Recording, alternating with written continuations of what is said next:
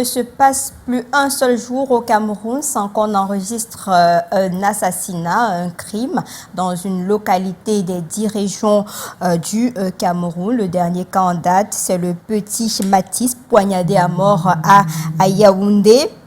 Une situation qui dérange l'opinion nationale et internationale. Vous comprenez l'émotion après l'annonce du décès brutal de cet enfant de 6 ans poignardé à mort à Yaoundé depuis hier. Les journaux en parlent, les réseaux sociaux également. Difficile d'évoquer cette actualité-là, mais on est obligé de faire le point sur ces crimes en cascade dans notre pays. La justice dort-elle? C'est l'interrogation de ce soir au débrief de l'actualité. Mesdames, Messieurs, bonsoir et merci de nous retrouver en direct sur Canal 2 International pour votre programme, le débrief de l'actualité. Le panel n'est pas encore complet, mais je commence par ceux qui ont respecté l'heure, toujours à l'heure. Avocat au barreau du Cameroun, Maître Simon Kaka, qu'on ne présente plus. Bonsoir. Bonsoir Lille Pidjou, bonsoir à mes copanélistes, bien que certains ne soient pas encore là. Bonsoir aux nombreux téléspectateurs de Canal 2 International, bonsoir à tous les Camerounais et surtout bonsoir à tous ceux qui m'écoutent du côté de PK17. PK17, c'est à Douala. Vous avez compris mon émotion à l'introduction de ce programme en évoquant le cas du petit Matisse qui a été poignardé à mort par son tonton du quartier. Après une bagarre entre son papa et son ami dans cette localité-là. Et aujourd'hui, un enfant de 6 ans qui part comme ça. Première réaction de vous, avant qu'on ne lance le panel? C'est une réaction d'émotion. Vous savez, lorsqu'on perd un enfant, c'est très douloureux. Parce qu'en réalité, comme on a souvent l'habitude de le dire, la jeunesse est le fait de la nation. Lorsque vous perdez un jeune, surtout un enfant de 6 ans, ça fait très mal. Parce que là, on a l'impression qu'on a mis fin à la vie de quelqu'un dont on ne connaissait pas l'avenir. Parce que c'est la vérité. Mais cette émotion évacuée, je m'interroge véritablement sur la vague de violence, les crimes de sang qui sont maintenant légion dans notre pays. Et j'ai envie de dire que, de mon point de vue, c'est une conséquence de l'environnement dans lequel nous vivons à l'heure actuelle. On en parle tout à l'heure. Le temps pour nous d'accueillir Basile et Togo en politique qui nous vient du Rassemblement démocratique du peuple camerounais. Bonsoir Basile, bienvenue. Bonsoir Lille, bonsoir mes co-discutants, bonsoir aux milliers de téléspectateurs qui nous écoutent dans le cadre de cette émission de débrief. C'est un honneur pour moi de représenter le Rassemblement démocratique du peuple camerounais sur ce plateau. Merci pour l'invitation que vous m'avez adressée. Le RDPC compatit à ce décès du petit Matisse du côté de Yaoundé, assassiné par un homme que l'on a présenté et que vous le savez d'ailleurs, le papa de l'artiste Lidl. Ce qui fait les choux gras de la presse et des réseaux sociaux depuis quelques jours déjà. Ça fait mal de voir un enfant arraché à la vie de façon aussi brutale. Bien évidemment, et je profite de cette occasion qui m'est donnée de présenter mes vifs et sincères hommages à l'endroit de la famille, n'est-ce pas, de ce petit garçon qui a tragiquement disparu à cause de la méchanceté du monde, qui n'a pas eu l'occasion, n'est-ce pas, de voir son avenir. Je voudrais présenter au nom de RDPC mes vives et sincères condoléances à la famille du Romain éprouvé et appeler par ma voix qu'une justice nette, claire, juste et transparente soit rendue à l'endroit de la mémoire de cet enfant. Max Wabo, juriste, homme politique, nous vient du mouvement pour la renaissance du Cameroun, le parti du professeur Maurice Kamto. Bonsoir et bienvenue. Bonsoir Lille, bonsoir à nos milliers de téléspectateurs, bonsoir aux différents copanélistes ici sur le plateau. Vous avez compris la colère des uns et des autres sur les réseaux sociaux après l'assassinat de ce jeune de 6 ans. Les uns condamnent cet acte barbare et d'autres condamnent également l'attitude de l'artiste en question, dont le père est accusé d'avoir arraché brutalement la vie de cet innocent. Vous comprenez ces positionnements sur la toile? Et effectivement, j'ai parcouru la toile, même si je ne suis pas un adepte de la toile. J'ai parcouru la toile et effectivement, le récit des faits semble être triste, parce qu'on me parle d'un monsieur qui, pris dans une colère avec le père de l'enfant, je ne sais pas si c'est vrai, a cru bon de se déporter au domicile du monsieur. Et j'apprenais même que c'est l'enfant qui est venu ouvrir la porte et il a, avec son poignard, déchiqueté l'enfant. Il devrait poursuivre sur 2 autres. Les 2 autres enfants ont dû se cacher en fermant la porte. Et du coup, on peut s'interroger sur le côté émotionnel. Qu'est-ce qui a pu motiver un adulte de cet âge de prendre tout son courage pour déchiqueter un enfant de 6 ans, quand bien même vous savez qu'en posant un tel acte, vous ôtez la vie à cet enfant.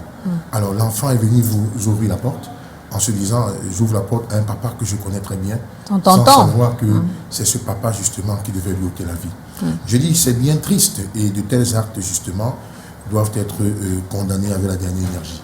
Je crois, j'espère qu'au moment où on parle, que ce monsieur aurait, je ne sais pas s'il n'a pas encore été interpellé, il doit être interpellé et il doit pouvoir répondre de ses actes. Je ne sais pas si il est à l'hôpital actuellement et gardé par des hommes en tenue, puisqu'il a été bastonné par des hommes de ce côté-là. Disons que je peux condamner ce qu'on appelle couramment la justice populaire. Je peux le condamner parce que, vous savez, quand vous rendez justice, vous commettez un acte. Parce que ceux qui tapent sur le monsieur, si le monsieur décède et qu'on identifie effectivement ces personnes, ils ont aussi commis un crime au sens de la loi, ils doivent être sanctionnés. Je ne veux pas, et d'un autre côté, vous trouverez des gens qui vont vous dire, on préfère parfois en arriver là, pour la simple raison qu'on n'a plus confiance en la justice. Parce qu'on vous dit, quand on va saisir la justice, à un moment donné, 2 ou 3 jours, on va voir justement ces personnes dehors, ça semble poser problème. Mais en tout état de cause, il n'est pas nécessaire que les gens se rendent de justice. Ça veut dire tout simplement que si les gens ont battu sur ce monsieur, je crois que logiquement, en homme de droit, ce n'était pas une attitude, ce n'était pas la bonne attitude. Et le lien qu'on fait entre le père et l'artiste en question ça peut peut-être, je ne sais pas très bien, si on arrive, on ne devrait pas faire le lien entre le père et l'artiste, pour la simple raison, je passe sous le contrôle de l'aîné, M. Takak, parce que la responsabilité pénale est individuelle. Je ne saurais répondre des crimes commis par mon père. Maintenant, est-ce que l'artiste a eu une attitude républicaine? Est-ce qu'une attitude de compassion? Ça, je crois que c'est... Elle a fait la vidéo où elle pleurait et elle demandait que justice soit rendue. Très bien. Et bon, si elle a fait la vidéo, c'est intéressant, mais je crois qu'à un moment donné, elle réagit un peu tardivement. Je crois qu'elle réagit tardivement et qu'elle avait même un concert, qu'elle a dû annuler le concert. Je crois qu'elle réagit un peu tardivement. C'est ça qui peut justifier le courroux peut-être des gens sur la toile. C'est-à-dire qu'on se dit, peut-être c'est après la pression au niveau de la toile, qu'elle se dit, bon voilà, il faut que je fasse attention, ma carrière peut en pâtir, il faut faire quelque chose. Mais de toute façon, la responsabilité pénale reste individuelle et on ne peut pas être fier. Un enfant ne peut pas être fier de voir que son père a ôté la vie à un enfant de 6 ans. Et ça questionne aussi, ça amène aussi les parents à savoir que vous pouvez poser des actes qui finissent justement par mettre en mal l'avenir ou bien la carrière de vos enfants. Vous voyez, la responsabilité pénale, bien qu'étant individuelle, il n'en demeure pas moins que ça fera partie de son histoire. Et sa vie, à un moment donné, peut prendre un coup à cause des dégâts de son père. Maître Simon Kaka, comment on fait dans une situation pareille où 2 adultes, d'après la version officielle en attendant les enquêtes, 2 adultes se retrouvent en train d'avoir des différends dans un bar et ça se projette à la maison au point d'ôter la vie à un innocent et un enfant qui vous dit même « ne me tuez pas » et qui vous connaît comme le tonton de la maison et il n'y a pas de remords en fait. C'est-à-dire que vous réussissez quand même à déchiqueter l'enfant au point de dire que je cherche encore d'autres. Comment est-ce que l'être humain, on peut expliquer de telles attitudes? Je vais vous dire très honnêtement, Lipidjo, je suis très écœuré parce que j'ai le sentiment et même la conviction que les valeurs morales et spirituelles ont foutu le camp dans notre société. Lorsque vous regardez ce qui se passe autour de nous, le sentiment que nous avons, c'est que l'instinct matériel, l'instinct matérialiste, pour ne pas dire l'instinct capitaliste, a pris le pas sur les valeurs morales et spirituelles. C'est pour ça que nous sommes très inquiets pour l'avenir de notre pays et même l'avenir du monde. Parce que c'est de ça qu'il s'agit. Parce que lorsque vous voyez un adulte de cet âge qui a ce genre de réaction, on en vient à se poser des questions. Est-ce qu'il était encore un être humain? Est-ce qu'il n'était pas possédé? Est-ce que c'est pas pour certaines raisons qu'on ne peut pas expliquer ici qu'il en est arrivé là? Vous savez, il y a des choses inimaginables que vous pouvez voir. Dernièrement, dans mon quartier, ça, je profite de l'occasion pour en parler ici, il y a quelques jours, j'ai vu un être humain qu'on a brûlé sur la voie publique. Complètement brûlé. On l'a transformé en centre. Un matin, 6h du matin, on arrive, on trouve le corps. Incroyable. En pleine chaussée, là où il y a les travaux en ce moment, à quelques pas de l'université de PKDC. On a brûlé un individu. On l'a transformé en centre. Et les gens estiment qu'il aurait volé une moto. Quand vous voyez les attitudes comme celle-là, est-ce que nous sommes encore dans une république? Est-ce que nous sommes encore dans une société humaine? Je n'en suis pas sûr. Parce que je suis convaincu que beaucoup d'entre nous n'ont plus un cerveau humain, n'ont plus un esprit humain. Parce qu'arriver à ce genre d'acte, ça montre qu'il y a quelque chose qui ne va pas dans notre société. Et les crimes de sang, je l'ai dit dans mon propos liminaire tout à l'heure, sont légion dans notre pays. Bon, quand je vois votre titre, parce que là vous parlez de la justice, vous interrogez la justice, est-ce que la justice dort? Est-ce que la justice fait encore son travail? Je vais vous dire, la justice fait son travail autant qu'elle peut. Mais nous sommes en train d'atteindre la côte d'alerte. La justice va bien faire son travail, mais à ce rythme-là, la justice ne pourra plus. Parce que chaque jour maintenant, lorsque vous êtes scotché à un journal de 20 heures, c'est toujours les histoires d'assassinats. Tel gars a assassiné son enfant, tel a assassiné son épouse, telle épouse a assassiné son époux. Tous les jours que Dieu a créé. La justice va faire son travail, mais jusqu'où? Donc pour moi, c'est un problème d'immoralité qui est en train de se poser dans notre société. Et ce qui est marrant, ça je profite de l'occasion pour le dire ici, c'est que, vous savez, l'une des choses qui caractérise la société actuelle d'une manière générale, c'est l'instinct capitaliste. Tout le monde veut gagner. Tout le monde est omnibulé par le gain facile. Tout le monde veut avoir beaucoup de biens matériels, beaucoup de moyens financiers. Et parfois, beaucoup le font à tous les prix. C'est-à-dire à tout prix et à tous les prix. C'est-à-dire qu'ils ne lésinent pas sur les moyens. Il y en a aujourd'hui parce que, je vais vous dire une vérité, il n'y a pas très longtemps, j'ai été contacté par une famille qui voulait me constituer pour aller assurer la défense d'un enfant qui était poursuivi pour les histoires de trafic d'ossements humains. Et lorsque j'ai discuté avec cet enfant, je lui ai demandé qu'est-ce qui s'est passé. Il est passé aux aveux complets. Il m'a dit la vérité, que ce qu'on lui reproche est vrai. Je lui ai dit, pourquoi tu l'as fait? Il dit qu'on lui a proposé 300 000 francs. 300 000 francs, c'est Il y a l'un de ses amis qui lui a dit, mais toi tu meurs de pauvreté, alors que je vois plein de tombes sur votre cou.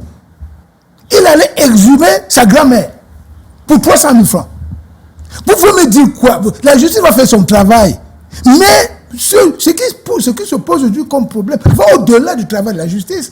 Parce que déjà, ça pose un problème des enfants qui veulent gagner sans travailler. Tout le monde aujourd'hui veut bien vivre, veut gagner beaucoup d'argent, veut rouler dans une grosse voiture sans travailler. Et quand l'enfant se met, ou bien quand un individu se met dans cette posture, qu'est-ce qui se passe?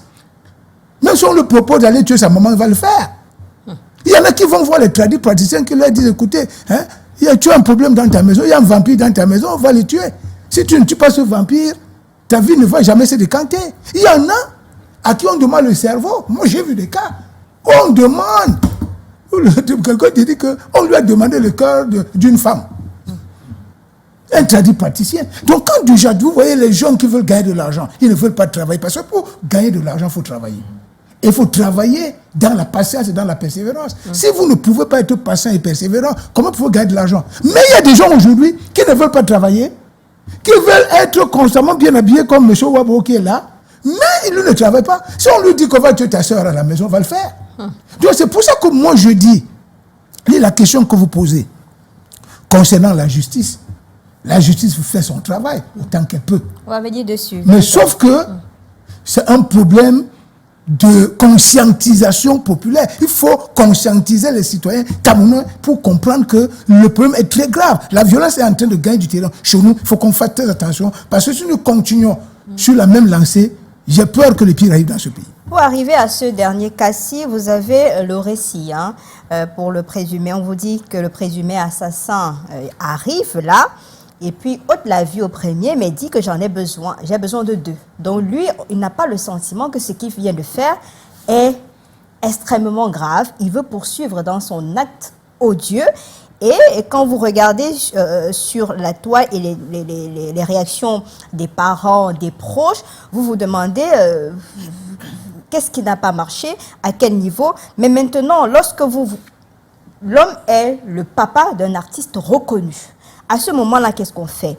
Compassion, soutien des actes de la fille, condamnation de l'acte posé par le papa. Il y a tellement de réactions mitigées. À ce moment-là, on se positionne à quel niveau, Basile? Je pense que tout délit mérite le droit d'être condamné. Quel que soit le type de personne, quel que soit la famille, je crois qu'ici, il faut d'abord condamner. Avant de voir, bien évidemment, dans quelle mesure on peut apporter notre compassion à l'artiste, dont nous aimons bien. Mais il n'est pas exclu que son papa a posé un acte. Et c'est un acte répréhensif. C'est un acte, n'est-ce pas, qui devrait ne pas susciter une audience contradictoire à l'effet, n'est-ce pas, de déceler la vérité dans cette affaire. Et avant d'arriver à ce niveau, je pense que la première analyse que je voudrais faire, c'est l'importance, n'est-ce pas, à chaque moment, à chaque fois, lorsqu'on est provoqué, une situation ou une autre, qu'on ait tort et raison, il faut savoir garder raison. Il faut savoir gérer ses émotions. Parce que je me dis à un moment que, sans toutefois lui donner une motivation sincère, mais je dis et j'appelle pour que de pareils actes ne se reproduisent plus. Que lorsque vous êtes provoqué, quelle que soit la raison, il faut savoir garder vos émotions. Parce que je pense qu'il n'a pas su gérer ses émotions et qu'il s'est emporté. Et malheureusement, il n'a pas posé la mesure de l'acte qu'il est en train de prendre. Vous parlez d'émotion pour quelqu'un il vous dit que j'ai fini avec le premier, il faut que j'en finisse avec le deuxième, il faut que j'en finisse avec le troisième. Ça veut dire que c'était... L'émotion, moi je parle de l'émotion de base.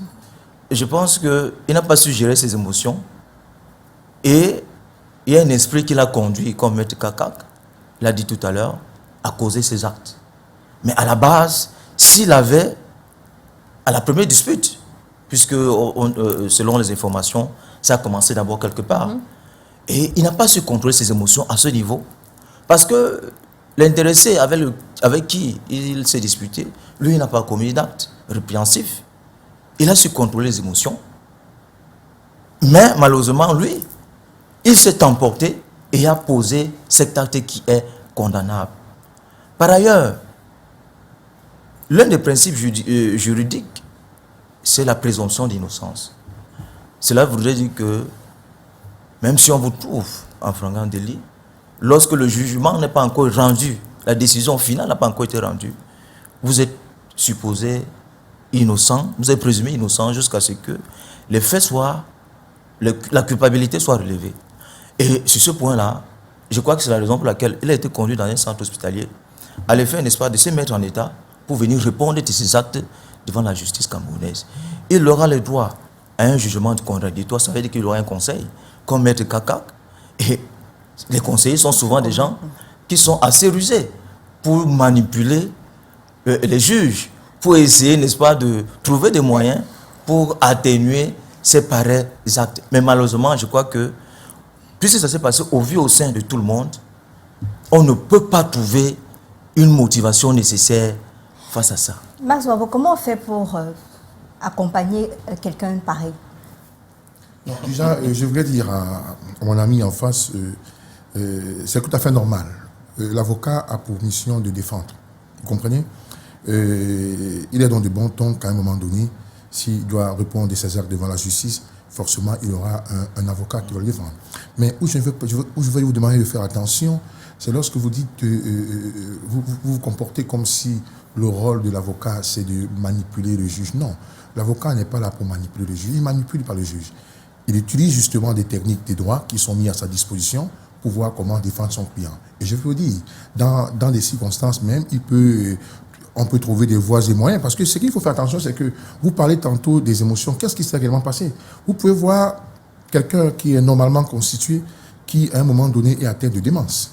Vous comprenez? Qui peuvent conduire à tout cela. Je crois que l'avocat qui va le défendre va utiliser justement tous les moyens à sa disposition. D'accord? L'avocat seul connaît justement sa ligne d'attaque et comment il va justement défendre son client. D'accord? Nous, on prend au premier degré en regrettant justement qu'il y ait eu mort d'homme. Vous comprenez? Un enfant innocent. Et il y a un enfant qui est décédé. Bon, maintenant, les circonstances dans lesquelles le monsieur a agi, bon, le moment venu, on saura s'il était dans un état normal ou bien s'il était atteint il avait peut-être un problème psychique. De toute façon, le moment venu, ça va se savoir. Mais en tout état de cause... comme ça risque quoi? Non, attendez, madame, il est clair que quand il va se retrouver devant la justice, d'accord, il y aura un procès équitable qui va se produire. Et à la fin, si justement il est déclaré coupable, il va purger la peine conformément à la loi. Ça, c'est certain. Mais tout simplement, nous disons que ce sera la suite d'un procès de toute façon. Et beaucoup de courage à la famille du petit Mathis. C'est pas évident de voir un enfant plein d'avenir arraché brutalement à la vie par un individu censé avoir toute sa tête et qui est malheureusement le papa d'une artiste reconnue sur la scène nationale et internationale. Du coup, on se retrouve dans un tourbillon où on ne sait finalement plus quoi faire. Ça me permet donc de venir avec vous, Maître Kaka. L'état de la criminalité au Cameroun, c'est finalement un phénomène en hausse. On dirait que c'est le petit déjeuner dans ce pays. Oui, mais je l'ai dit tout à l'heure dans mon propos liminaire et pieds dehors. Avant de répondre spécifiquement à votre question, permettez-moi de rebondir à ce que disait tout à l'heure M. Etogo pour le rassurer que M. Etogo, malheureusement, M. Kaka ne se constitue pas pour les crimes de sang. C'est un problème d'éthique, c'est vrai. L'avocat est là pour défendre toutes les causes, mais chaque avocat a sa conscience, chaque avocat a son éthique et j'ai la mienne. Je ne me constitue jamais pour les crimes de sang. Tout à l'heure, je vous ai fait cas de ce jeune homme qui a exhumé sa grand-mère. Je me suis désengagé. Je lui ai dit non, mon éthique ne me permet pas de défendre ce genre de cause. Ça, je pense que vous êtes rassurés. Bon, maintenant, je vais revenir à votre question, Lille. Non, une parenthèse, la peine de mort, on peut l'appliquer, non? Bon, la peine de mort, on peut appliquer. Bon, mais vous savez, ça dépend. Hein. On peut les condamner à mort. Il y a beaucoup de condamnés à mort qui sont à Kondengui, j'en connais. Bon, mais vous savez, le drame de la peine de mort, c'est quoi? C'est que lorsque quelqu'un est condamné à mort, bon, lui, c'est qu'il oublie la vie des dehors. Et il se fait une autre vie en prison. Moi, je connais les condamnés à mort qui sont à la Kondengui, qui mènent une vie normale. Hein. Il y en a qui ont les activités là-bas, il y en a qui ont les cafétérias. En fait, même si par extraordinaire se retrouvent en liberté, ils vont tout faire pour rentrer là-bas. Donc en réalité, pour moi, c'est une situation très difficile. C'est une situation très difficile. Ce qui est constant, je suis d'accord avec les autres panélistes que la justice va faire son travail. Ce monsieur, naturellement, aura droit à un procès équitable, aura des conseils, même si ne parvient pas à constituer un conseil, certainement on va lui commettre ce qu'on appelle, on va lui donner un commis d'office, un avocat commis d'office pour assurer sa défense. Mais on a besoin d'avocats comme vous là pour ne pas défendre le sang, parce que... Non, je vous l'ai dit. Oui. Moi, je ne me constitue pas. Excusez-moi avec l'émotion, mais vraiment, je ne sais pas si on peut accompagner quelqu'un comme ça, qui, vous savez, de sang-froid, vous liquide votre fils. Non, quand vous parlez même... Je peux comprendre... Mais là, vous m'avez interrompu. Non, allez-y, maître Kaka, allez-y. Bon, comme c'est mon ami, je lui donne quand même une parenthèse. Bon, prenez la parole. Je peux comprendre votre émotion, Lille. Je peux comprendre votre émotion. Vous êtes une mère d'enfant, vous imaginez que c'est votre enfant, mais il ne faut pas aussi mettre tellement d'émotion. Parce qu'en tout état de cause, le procès, justement, va déterminer, justement, qu'est-ce qu'il y a lieu de faire. Alors, en vous laissant agir avec émotion, j'ai bien peur que si on vous donnait une arme et que le monsieur passe, vous allez la battre. Là, vous avez agi avec émotion, avec l'instinct du maire. Mais nous sommes dans une république. Mais tout simplement, ce que je veux dire, c'est qu'il faudrait aussi que la justice fasse un peu attention. Soit on va se retrouver... Alors, mais là, vous avez pris... Je vous ai donné une parenthèse. Parenthèse, bon, d'accord. Mettez le point, on reviendra à vous. Maître Kaka, allez-y. Allez-y. Bon, j'étais en train de dire que ce monsieur aura droit à un procès. Un procès équitable. Il va bénéficier de la présomption d'innocence. Il aura les conseils qui vont assurer la défense de ses intérêts. Et comme on dit souvent, les droits à la défense sont sacrés. Mais cela n'enlève rien à l'acte qu'il a posé. Et c'est ça qui justifie souvent quelques réactions de justice populaire. Vous comprenez? Parce que même chez les Blancs, ça existe. Moi, je connais un cas où, en fait, un justiciable était parti tirer sur des gens au tribunal. Parce que, les gars, c'est pas le premier cas. Il y a eu plusieurs crimes de ce genre. Bon, donc, les gens ont tout le sentiment que la justice ne fait pas son travail. Mais ce qui est constant, ça, je peux vous rassurer, la justice fait son travail, mais la justice fait son travail à son rythme. Parce que même le juge qui est chargé de juger ce genre de cas, il ne va pas aller au-delà de la loi. Il ne peut qu'appliquer la loi pénale de fond et la loi pénale de procédure. Ça veut dire quoi? Lorsque vous venez au tribunal, on vous dit voilà le code pénal, c'est le code pénal qui définit les infractions. Donc là maintenant, on va qualifier, quand l'affaire va arriver au tribunal, on va qualifier les faits. Le ministère va qualifier les faits et le juge va le juger en tenant compte de ce que le code pénal prévoit pour ce type d'infraction. Et de deux, le juge va appliquer le code de procédure pénale. Il ne va pas aller au-delà. Maintenant, bon, la seule chose que nous autres nous pouvons souhaiter, c'est qu'effectivement, dans ce genre de situation, il y a beaucoup d'émotions où le peuple veut savoir. Parce qu'en réalité, beaucoup de gens aimeraient savoir la suite qui sera donnée à ce procès. Il faut que les choses aillent vite. Bon, vous savez, l'information judiciaire peut prendre du temps, mais dans ce genre de cas, il faut vraiment que le juge d'instruction qui aura la charge de ce dossier fasse son travail dans les règles de l'art. Maintenant, ce que je vais dire pour chuter, c'est qu'effectivement, la criminalité commence à fragiliser la paix sociale dans notre pays. Ça, je l'ai dit tout à l'heure. Oui. Parce que ce qu'on appelle vulgairement, les politiques aiment bien ce mot, le vivre ensemble. Le vivre ensemble ne peut pas être bien lorsque tous les jours il y a des cas de violence. Parce qu'aujourd'hui au quartier, tout le monde a peur. Moi je me rappelle quand on était des enfants, nous on mangeait dans toutes les maisons au quartier. On entrait dans toutes les maisons au quartier, on mangeait. Mais aujourd'hui, ça ne se passe plus comme ça. C'est-à-dire votre enfant qui entre chez le voisin, vous n'êtes pas rassuré qu'il va sortir. Aujourd'hui, nous sommes à un niveau très très élevé, à un niveau dans une situation très très critique. Et moi je pense que vous les journalistes, au-delà des reproches que vous pouvez faire à la justice, il faut faire un vrai travail de conscientisation des masses populaires. On le fait tout le temps. Il faut le faire. Il faut le faire. Il faut tout le refaire. Parce qu'il est totalement inadmissible que dans une société où les gens prennent la fratrie, les gens prennent la fraternité, les gens prennent l'amour, les gens prennent l'amour de la patrie, les gens prennent ce qu'on appelle, j'allais dire, le vivre ensemble. Que les gens en viennent tous les jours à des cas de violence, des cas de tuerie, des cas d'assassinat, des cas de meurtre, tous les jours que Dieu a créé, ça ne peut pas se passer comme ça. Donc moi je pense que pour chuter, au-delà de la justice, qui effectivement doit saisir le taureau par les cornes, il faut un vrai travail de conscientisation qui doit être fait par tous les leaders d'opinion, par les hommes politiques et même par vous les journalistes. Basile, si la justice faisait véritablement son travail, on ne serait pas à l'état actuel de voir cette hausse de la criminalité dans notre pays et qu'un individu se lève, tue comme il veut et part se coucher chez lui ou bien va purger 2 ans, 3 ans, ressort et vient vous narguer au quartier. Si cette justice-là faisait son travail, on ne fragiliserait pas la paix sociale. Écoutez, je pense que Maître Kakak, qui est mieux outillé que moi sur ces questions-là, il a dit que la justice fait effectivement son travail, mais sauf qu'il y a un problème d'ordre sociétal qu'il est important. Que le rythme est lent. Il est important, n'est-ce pas, de résoudre. Parce que, souvenez-vous que la justice a sa réalité. Et la réalité, c'est quoi? C'est que pour condamner quelqu'un, il faut qu'il y ait des faits réels, des éléments de preuve, des éléments juridiques. Les éléments juridiques, on peut les avoir soit par vidéo, soit par photo. Il faut qu'elles soient testées, n'est-ce pas, soit par un huissier de justice, soit par l'antique, si c'est une vidéo ou autre. Ce sont des éléments qui prennent assez de temps pour pouvoir être authentifié, mettre en scène quelque chose. Donc, c'est ça qui donne souvent l'impression que la justice est lente. Mais si tous ces faits sont réunis, et je crois que la justice va donner rapidement le verdict. J'en prends pour preuve, n'est-ce pas, les cas de référés 2 à 1, où rapidement on apporte, n'est-ce pas, les preuves. Mais sauf que là-bas, c'est vrai qu'il n'y a pas une condamnation sur la personne, sur des peines, mais il y a une décision qui doit être annulée. Vous voyez donc, il y a une vitesse d'exécution lorsque tous les éléments sont réunis. Et c'est ça qui donne l'impression que la justice ne fait pas son travail. Lorsque tous les éléments de preuve ne sont pas suffisamment réunis, parce que le magistrat a besoin d'avoir la certitude que la sentence qu'il donne mérite. Mais quand quelqu'un a reconnu avoir tué, oui, vous voulez...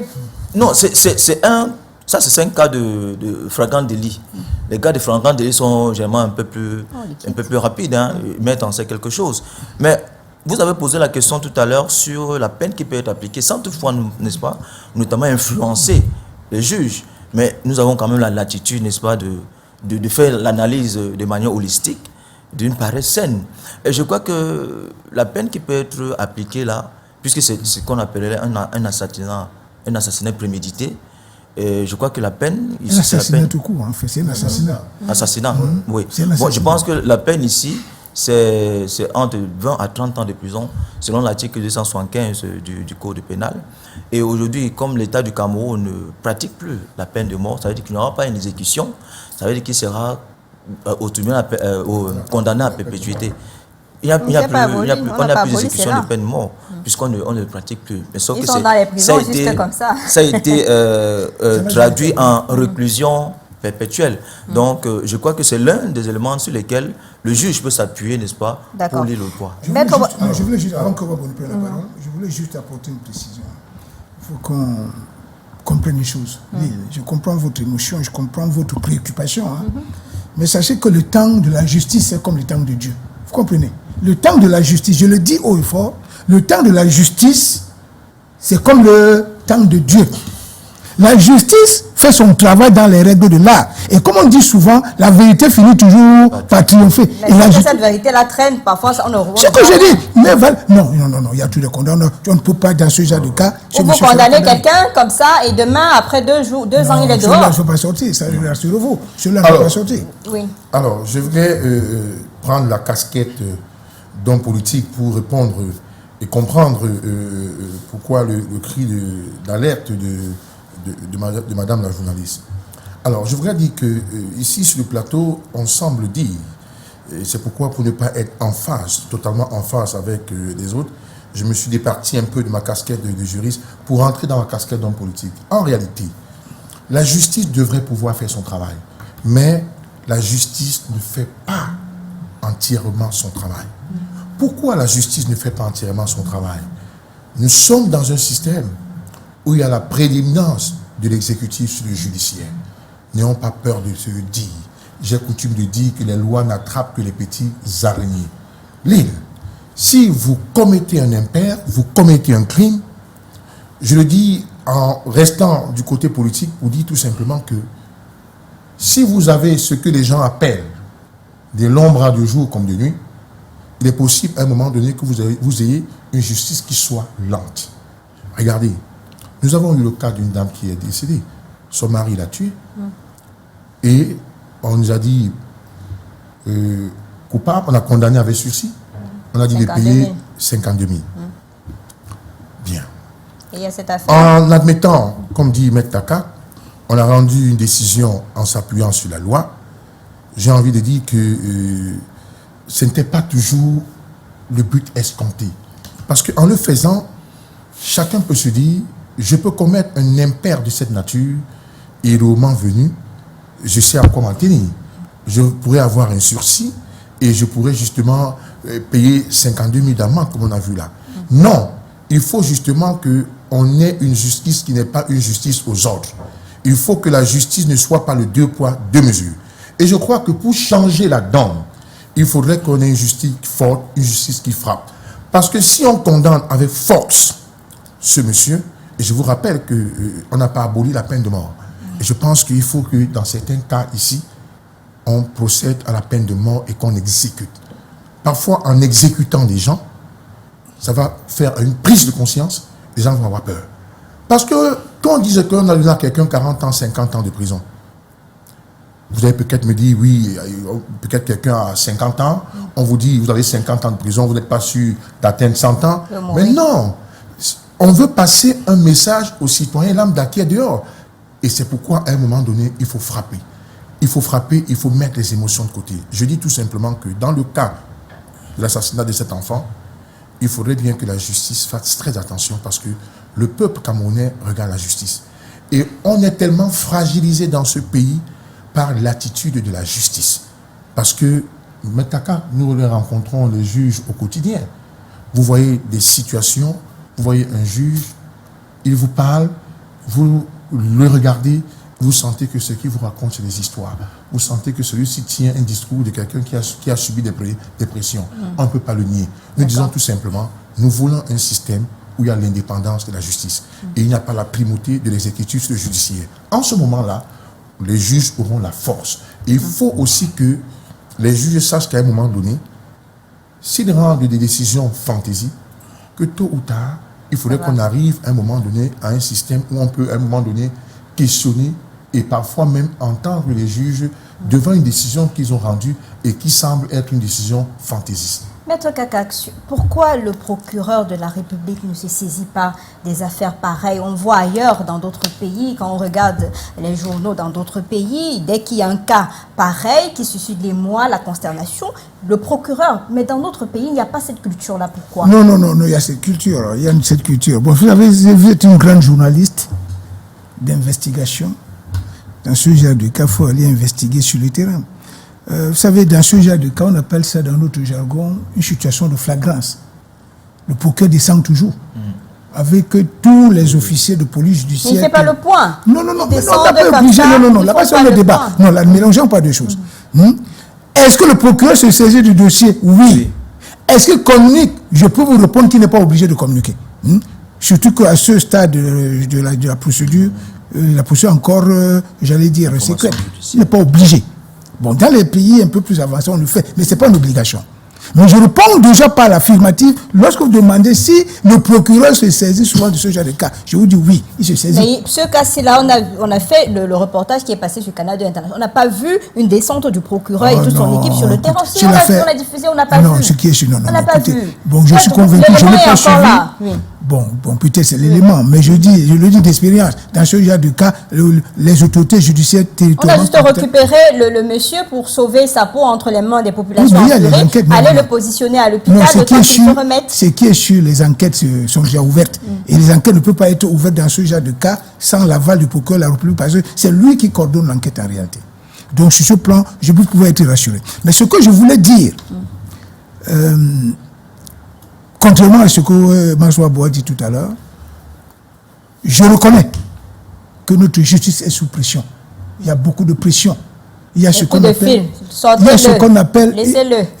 appelle dans notre jargon les dossiers suivis. Monsieur Ouabouan, c'est quelque chose, des dossiers suivis. On te dit que le dossier même suivi à partir de la chancellerie, il y a des dossiers comme ça. Mais il y a aussi un phénomène que nous avons, il y a beaucoup de magistrats qui se cachent derrière les pressions imaginaires. C'est pas, vous comprenez? Exact. Beaucoup viennent vous dire que oui, il y a des pressions, alors qu'en réalité, il n'y a jamais suivi de pression. S'il y a beaucoup de magistrats qui refusent de faire leur travail, ils vont vous dire que non, c'est un dossier délicat. Ils refusent aussi de venir sur les plateaux. Vous comprenez? On ne peut pas venir, non. On ne peut pas venir. Mais ce qui est constant, rassurez-vous, la justice fait son travail. Nous autres, nous déplorons même une situation. Lorsque vous faites des enquêtes, allez faire une enquête à la prison de Newbel, par exemple. Vous allez vous rendre compte qu'il y a une surpopulation carcérale. Bien sûr, on l'a fait. Vous comprenez? Pourquoi il y a cette surpopulation carcérale? C'est parce que justement, nous estimons que notre justice est même très répressive. Vous comprenez? Il y a même des cas vraiment qui ne devaient pas conduire à une mise en détention, qui malheureusement, dans lesquels les juges en vont en prison. Donc, il y a des cas. Et je vous ai dit, allez, par exemple, à Kondengui, vous allez trouver beaucoup de cas des gens qui ont été condamnés à mort. Non, la justice fait son travail. La justice fait son travail. Ne dites pas qu'on ne fait pas son travail. Moi, je suis sûr que dans le cas d'espèce, la justice va faire son travail. Le seul souhait que nous autres, nous avons, c'est que, pour abonder dans votre sens, que la justice fasse son travail dans un délai raisonnable. Que l'information judiciaire soit bouclée dans les délais et que naturellement ce monsieur soit, comment dirais-je, renvoyé devant l'institution de jugement et qu'il soit condamné. Il y a des messages Mais qui arrivent. maintenant, ce que je vais dire pour chuter, c'est que il faudrait que les émissions comme celle-ci, moi je vous l'ai dit, je continue à le dire, que vous les multipliez. Parce que lorsque vous posez les problèmes de ce genre sur un plateau de débat comme celui-ci, cela sensibilise tout le monde. Ça sensibilise l'opinion publique et ça sensibilise les acteurs de la justice. Ça, c'est très, très important. Comment ne pas mettre l'émotion? Et si c'était Maître Wabo qui perdait son enfant ainsi, il prendrait un thé avec l'assassin de son enfant. De plus, le voisinage raconte que ce monsieur est reconnu pour sa violence. De plus, il a eu l'intention de meurtre. Ce monsieur, après avoir tué l'enfant, criait à tue-tête qu'il est venu pour 3 corps. Il voulait tuer 3 personnes. Ce pays est devenu le Texas. Merci pour l'appel à la peine de mort. Il faut frapper dur parce qu'il y en a marre de la violence, des crimes, les féminicides et les viols, en n'en point finir. Pourquoi ne pas adopter la castration des personnes reconnues coupables de viol? Excuse-moi Lille, j'ai la rage. Ça, c'est un message de Valgadine Tonga. L'ensauvagement de notre société est presque institutionnalisé. Le silence et l'inaction du ministère du Service social est inquiétant. Le ministère de la Promotion de la Femme et de la Famille est incompréhensible. Message de Georges Syriac qui nous regarde actuellement. Bonsoir à vous sur le plateau. Nous devons nous mettre en évidence qu'aujourd'hui, les crimes ne sont plus à qualifier de faits sociaux, mais de phénomènes sociaux dans notre pays. Combien de femmes sont assassinées par leurs conjoints? Combien d'enfants mettent fin à la vie de leurs géniteurs? Combien de personnes, pour une moindre situation d'incompatibilité d'arguments, déclarent sans retenue « Tu t'amuses avec moi, je vais te tuer ». Dans les établissements scolaires, la violence va grandissante. Il est question pour notre gouvernement de se pencher sur cette question qui est à prendre véritablement au sérieux. Message de André Biboum qui nous regarde. Comment on fait pour sortir de ce traquenard-là finalement? Parce que ça se multiplie. On n'a pas de réaction de la promotion de la femme et de la famille, on n'a pas les ministères du moins en charge de ces affaires-là, de la justice qui va à son rythme. Finalement, le peuple se sent abandonné. Il faudrait qu'à un certain moment, lorsqu'on en a marre, comme disait notre téléspectatrice, qu'on accélère les choses. Oui, mais sauf que nous, on va juste supputer, hein, on va juste égoter, on va faire des analyses, mais sauf que la justice a ses propres réalités.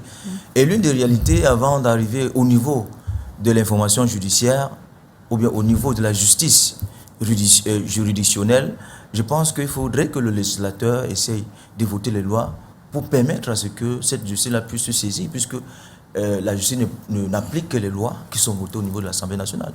Donc il faudrait donc à ce niveau-là, donc, il y ait des lois qui frappe fermement ce genre d'attitude lorsqu'il y a un meurtre avec aussi une sauvagerie, barbarie, excusez-moi d'utiliser le terme, flagrante comme celle-ci.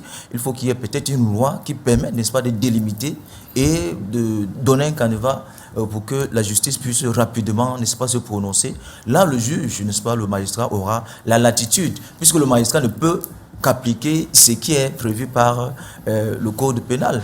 Et le code pénal est il me semble que c'est discuté au niveau de l'Assemblée nationale et promulgué par le chef de l'État. Donc, sur ce point-là, c'est l'un des éléments qu'il faut mettre en compte. Par ailleurs, je voudrais arriver sur le cas de mon cher Wabo, tout à l'heure, lorsqu'il a convoqué le fait de la dame qui a été assassinée par son mari. Je pense que c'est la raison pour laquelle, connaissant qu'il peut y avoir des manquements au sein de l'appareil judiciaire, c'est la raison pour laquelle l'État du Cameroun a mis ce qu'on appelle le double degré de juridiction. Ça veut dire que si vous n'avez pas eu raison au niveau inférieur, vous pouvez ne pas soumettre l'affaire au niveau supérieur. On a mis en place des voies de recours. Voilà, pour essayer, n'est-ce pas, de toujours vous faire entendre. Donc, tous ces éléments-là permettent à ce que vous pouvez toujours essayer, n'est-ce pas, de vous faire entendre, de vous faire donner raison. C'est parce qu'on a constaté qu'effectivement, il peut y avoir des manquements. N'oublions pas que les magistrats, ce sont des hommes comme nous, ils sont faits de sang, ils sont faits de chair, ils sont faits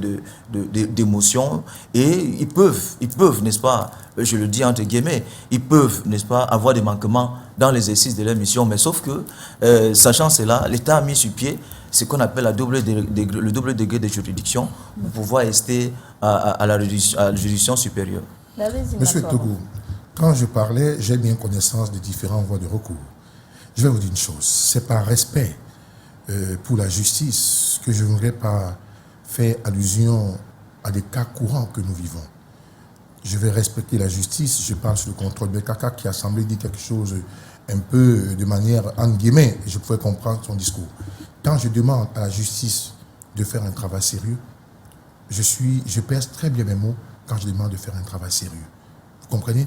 Donc, il y a des fois des recours, je suis d'accord avec vous. Mais je ne peux pas donner un chèque en blanc à tous ces magistrats. Je ne peux pas donner un chèque en blanc à tous ces magistrats. Ce n'est pas une émission où on vient faire le jugement des juges ou bien des magistrats. Vous comprenez? On dit tout simplement qu'il y a quelqu'un qui est décédé et nous disons à la justice, essayez de faire votre travail et que justice soit rendue. Vous comprenez? Tous les jugements qui sont souvent sortis des tribunaux ne sont pas souvent des jugements où on peut forcément dire que le travail a été bien fait. Il y a des décisions de justice qui sont questionnables et quand vous regardez même, vous sentez qu'il y a eu justement des bébés sur le dos. Je ne sais pas si vous comprenez mon langage. N'attendez pas à ce que je prononce le langage. Le sucre sur le dos de quelqu'un. Je ne sais pas. Je dis tout simplement que j'ai bien conscience de tout cela. Je dis tout simplement que le cas de cet enfant doit être pris au sérieux et que le droit soit dit. Quelle piste pour une justice plus efficace alors au regard de tout ce qui se passe dans notre environnement? On étouffe finalement, tout le monde étouffe. Oui madame, on étouffe parce qu'on a une société, excusez-moi l'expression, pourrie. Vous avez tantôt fait allusion à l'Assemblée nationale. Vous avez fait allusion à l'Assemblée nationale qui vote les lois. Mais est-ce que toutes ces lois sont toujours appliquées? Il y a des lois dans le code pénal qui sanctionnent le tribalisme, les discours haineux. Mais dans le quotidien, nous voyons dans des médias des gens qui tiennent des propos haineux, d'accord? Mais pas ici, là. Non, je n'ai pas dit, j'ai dit dans des médias, d'accord? Et des gens qui tiennent des propos désobligeants, des propos haineux, et rien n'est fait. Et rien n'est fait.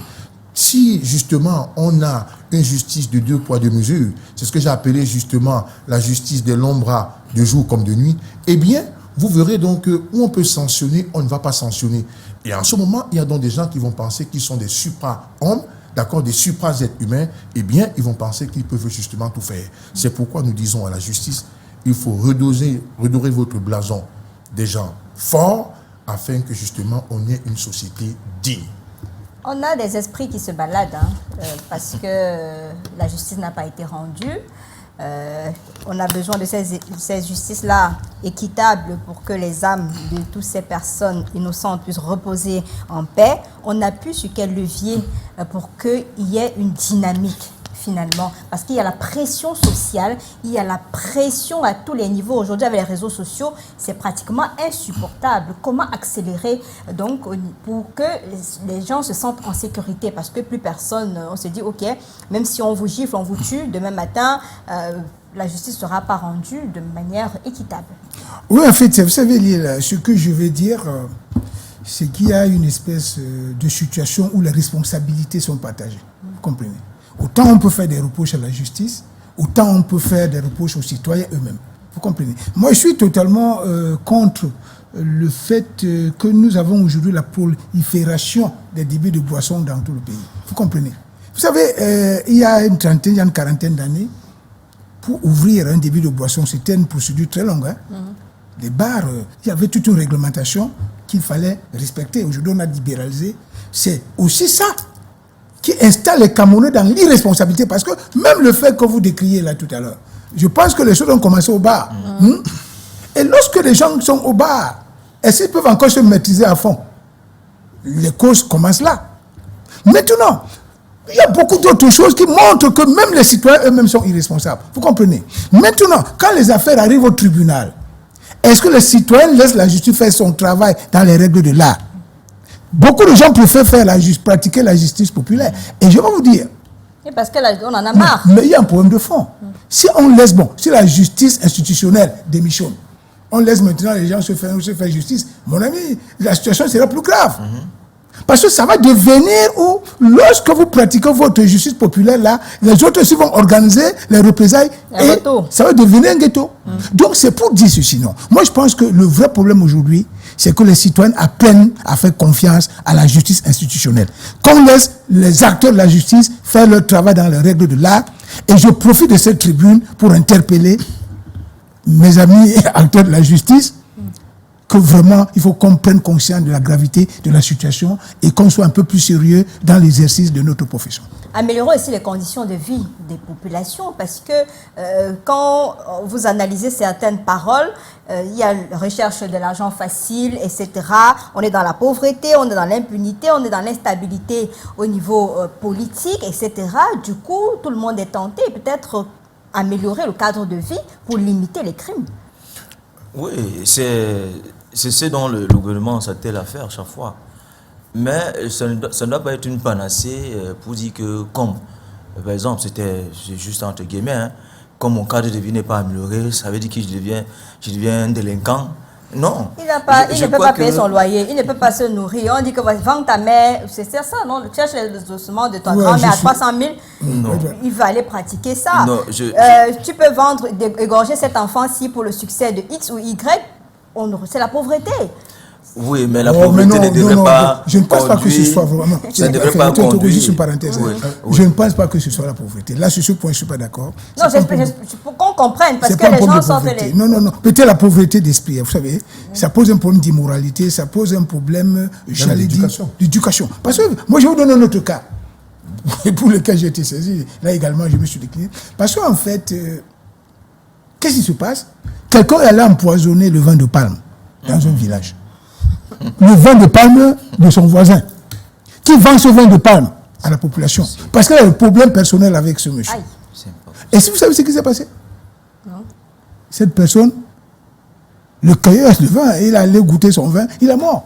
Ce vin n'est pas arrivé au village. Imaginons un seul instant que ce vin était arrivé au village et ça a été commercialisé. C'est toute une vie, c'est tout un village qui devait être décimé. Quand quelqu'un pose ce genre d'acte, c'est la pauvreté? Non. Ça pose un problème d'immoralité généralisée. Et moi, je pense que sur ce plan, comme je l'ai dit tantôt, au-delà du travail de la justice, il y a un travail de conscientisation de nos frères et sœurs qui sont en train de s'engluer dans les actes de barbarie, dans les actes de violence, dans les actes de criminalité inexplicable. Donc, ce n'est pas la pauvreté. Moi, je pense qu'aujourd'hui, nous sommes arrivés à un stade où c'est toute la population camerounaise qui doit être concernée et qui doivent être embarqués dans cette bataille contre la criminalité. D'accord, oui, pour terminer avec vous. Oui, je disais donc que je ne peux pas mettre ça sur le prisme de la pauvreté, comme mon cher grand frère l'a dit. Et s'il en était même le cas, est-ce que la pauvreté, le fait d'être pauvre était un délit? Est-ce que c'était un péché? Non. Ça ne devrait pas te donner le sentiment de vouloir faire du mal. Au contraire, je crois qu'il est important ici d'appeler la responsabilité individuelle de chacun. Parce que c'est de la manière dont nous vivons dans la société, c'est comme ça que nous construisons notre environnement. Si nous sommes des individus responsables, comme celui, vous avez cité tout à l'heure, qui a empoisonné le vin de palme, si vous êtes individu irresponsable, vous n'allez pas commettre de tels actes, sachant que voilà des dégâts que mon acte peut poser à la société. Et je crois que c'est un problème de responsabilité d'abord individuelle. Et nous avons, puisque nous vivons en société, aucun individu n'est reclus sur lui-même. Non, nous vivons en société, nous rencontrons des personnes. Ce qui est sûr, nous allons nous faire des inimitiés, nous allons nous faire des amis, nous allons avoir des affinités et même des problèmes avec les uns les autres. Mais nous devons avoir la responsabilité, n'est-ce pas, de protéger l'autre. Donc si nous arrivons à ce niveau-là, je crois que des pareils délits ne peuvent pas se produire dans la société. D'autant plus que nous voulons construire un Cameroun, comme on le dit, exemplaire. Et cette exemplarité-là commencerait d'abord par nous-mêmes. Et aussi à respecter les institutions de la République. Elles peuvent être mauvaises. Elles peuvent l'être. Ça, c'est une réalité. Mais nous ne devons pas nous substituer pour autant à l'institution pour faire le travail de l'institution. S'il y a des manquements qui sont posés par l'institution, je pense qu'il y a d'autres entités où nous pouvons nous plaindre pour nous faire entendre. Monsieur Togo, il est évident que nous vivons dans une société qui, honnêtement, me fait peur. La recherche, justement, de la vie facile. Je rencontre mon ami Maître Kaka parce qu'il a une belle voiture. Rapidement, je voudrais aussi avoir la voiture de Maître Kaka. Et votre costume aussi? Il n'est pas cher, il coûte 500 000. C'est pas beaucoup. 500 000, alors, c'est le salaire de quelqu'un pour 5 mois. Hein? Sauf que je peux travailler pour acheter un tel costume à 500 000. Alors, ne me déviez pas. Et du coup, on a donc la recherche du gain facile. Vous voyez un peu, on est envieux. Vous trouvez donc des gens qui travaillent dans des sociétés, ils ont 100 000 de salaire, mais ils veulent mener justement des vies au-delà qui sont 10 fois le salaire. Tout ça, ça pose problème. Vous voyez, M. Kakak a évoqué que la scène s'est passée dans un bar, je crois que c'est lui qui le disait.